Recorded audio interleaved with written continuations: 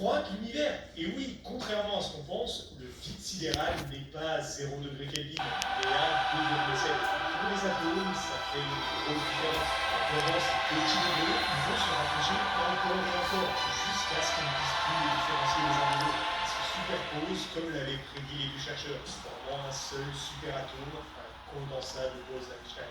Officiellement, c'est lui le 5e état de la matière. Si vous vous demandez à quoi ça peut ressembler, ça n'a pas vraiment de forme. Plus comme des ondes qui seraient devenues visibles. Depuis la première création, on a appris à en fabriquer plus facilement et on a découvert des propriétés inimaginables. Déjà, il ralentit sa lumière. C'est le cas de presque tous les matériaux transparents. Là, elle est carrément figée. Regardez ça. Grâce à ça, on peut étudier les photons beaucoup plus facilement. Les recherches fondamentales, capteurs de gravité ou de champs électromagnétiques, on leur a appris plein d'utilités. On peut même s'en servir pour stocker la lumière. Les particules quantiques conservent les informations transmises par la lumière sous forme d'énergie que peuvent ensuite la restituer. Ça doit être la solution pour rendre l'informatique encore plus puissante. La lumière deviendrait le moyen de communication le plus rapide possible. On les a aussi soumis à des champs magnétiques juste pour voir comment ils allaient réagir. Là, par contre, c'était peut-être pas une bonne idée. Nous en augmentons la puissance, tout bascule. Les forces s'inversent. Les vaisseaux sont mis à cause s'attirent. Ceux qui sont tellement proches que la pression devient trop grande et qu'ils tout implosent.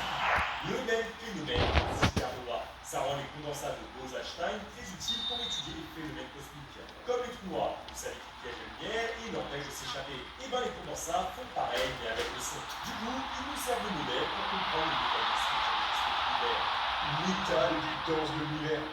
On vous le disait en début de vidéo, pas que la chaleur qui peut forcer la matière à changer de forme, la pression aussi. On a déjà vu ce que ça donnait de chauffer ou de refroidir à l'extrême. Mais qu'est-ce qui se passe si on prend un gaz et qu'on le contacte? Il y a des limites. Vous pouvez forcer autant que vous voulez, les atomes se repoussent trop proches et ils changeront d'état pour redevenir liquide puis solide. Mais on a trouvé une exception, au cœur des plus grosses étoiles, celle en fin de vie. Là-bas, on trouve la pression la plus forte de tout l'univers, 100 quadrilliards de fois celle qu'on subit sur Terre, suffisant pour forcer les orbites des électrons à fusionner. Ils finissent à être si proches les uns des autres qu'on n'arrive même plus à faire la différence entre un atome et un autre. Ils forment un nouvel état, la matière dégénérée. Cuire un café du cœur de ces étoiles pèse 900 fois le poids de la plus grande pyramide de Gizeh. Et c'est hyper instable. On est incapable d'obtenir ça, même avec les appareils les plus performants. Mais si son comportement défie le classique de la matière, il y a des limites. On ne peut pas continuer à l'infini. Comme pour la chaleur, augmenter la pression va accélérer la vitesse des particules. Les électrons vont rapprocher petit à petit de la vitesse de la lumière, ils perdent en force, se repoussent moins, et peuvent compenser la gravité. À un moment, la masse devient trop grande. Tout s'effondre, donnant naissance à des étoiles à neutrons, des supernovas ou même des trous noirs. Aujourd'hui, c'est un état de la matière très étudié. On n'arrivera jamais à le reproduire en laboratoire, mais on s'en approche. Avec des enclumes de diamants et des gaz comprimés, on arrive à en apprendre beaucoup sur le fonctionnement de ces étoiles et leur cycle de vie, même si on atteint à peine un millionième de leur pression. Quand on réalise ce qui se passe lorsque la peau entre en contact avec de la laine, on comprend pourquoi il nous faut utiliser le dernier. Ça ne fait pas que rendre vos vêtements plus doux pour la peau. Ça met de la vie dans votre lessive.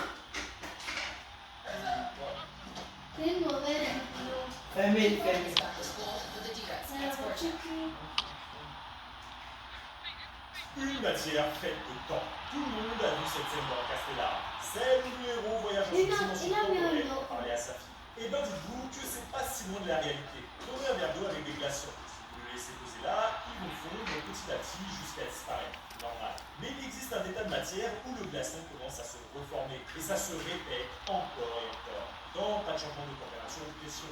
Ça défie complètement la logique. On les a appelés des cristaux de temps. T'es en train de me dire qu'on a créé une pierre d'infinité? J'avoue que le nom est trompeur. Si on les a appelés comme ça, c'est à cause de leur propriété. Si je vous donne un diamant et qu'on zoome à l'échelle atomique, vous allez voir que le tube s'est régulier à l'infini et toujours avec la même configuration. Chez eux, c'est pas la structure, mais l'état qui se répète. Sauf que c'est des particules quantiques qui gazeuses, ça ne veut rien dire pour elles. Elles ont des états qui leur sont propres et qui ne correspondent à rien connu à notre échelle. Pour simplifier, vous avez une taille, une largeur et une masse pour vous caractériser. Elles ont une masse, une charge électrique et un angle d'inclinaison qui leur est propre, le spin. En vérité, c'est plus complexe. Il ne s'agit pas juste d'un angle. Mais rentrer dans les détails pour vous expliquer ça clairement, on nécessiterait une vidéo entière. Et ben, c'est ce dernier paramètre qui change tout seul. Comme si vous faisiez 1m80 puis 1m25 5 avant de retourner à votre taille d'origine et de recommencer. Vous l'aurez compris, même pour elle, ça défie la logique. L'existence de ces cristaux remet en doute plein de choses. Normalement, il faut apporter de l'énergie à un système pour qu'il change de forme. Et surtout, le loi de l'univers favorise les états désordonnés. Mélanger votre état parfait, c'est facile. Et aussi fort que vous voulez, vous ne reviendrez jamais en arrière en séparant les ingrédients. C'est ce qu'on appelle l'entropie globale. C'est la raison pour laquelle vous retrouverez toujours des écouteurs dans votre poche. C'est mon énergie pour faire mieux que pour le dictionnaire.